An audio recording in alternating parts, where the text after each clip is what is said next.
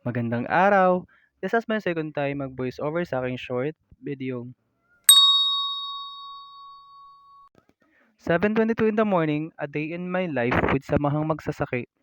Ito ang pangunahing hanapbuhay namin dito.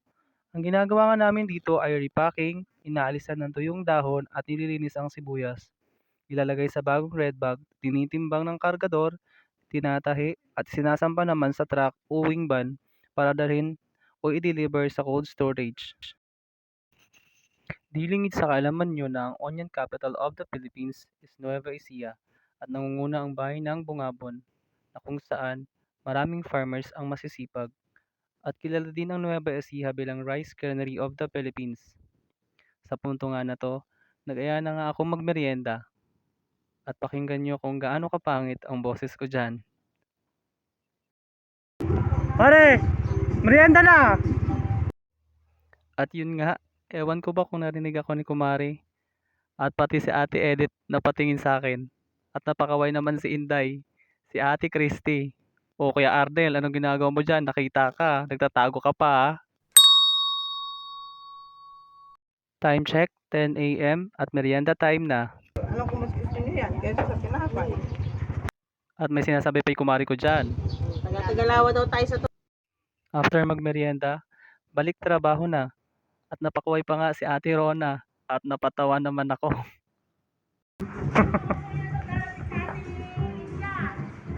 Sige! Tedet! At di ko alam kung bakit ako natawa. Time check, 12:20 ng tanghali, lunchtime na at ito yung usapan namin. May sardinas. Hindi nagayak si Eddie Baon. Hindi ko man alam kung anong ulam. Akala ko. Kahit ano sana yung ulam eh. Kahit ano na lang daw. Akala ko bulak-bulak. Bulak-bulak. Nangugpa nga kami. Kalabasa. Upo. Hindi ko man alam. Baka ako madoble ka ako yung dadala ni Tita eh. Kasi ko binili ni Ate Jocelyn kahapon. Pag yung dilata, kahit magbaho ka ng bulak-bulak, hindi masisira yung dilata. Merienda time na, di ko nga nakuha na bumalik kami sa gawain namin. At may sinabi si Ate Christy, add ko daw siya sa FB para makita niya yung video na to pag in-upload ko. At sa punto na nga tinawag ko na nga dyan si Ate Lydia. Inay! Tayo! Ano ba? Ate Marina! At least ininay ko siya.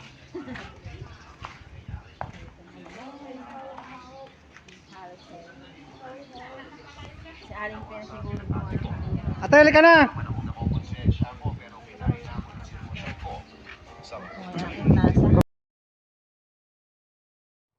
And time check, 7:15 PM na at sa aming pagtsatsaga ay natapos din namin punuin ang isang load.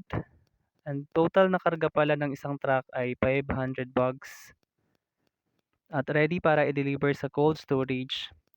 At yun nga, kami ay lalakad na sa aming kanya-kanyang tahanan. At pagod na rin ang mga person. And bye-bye! See you in my next short vlog.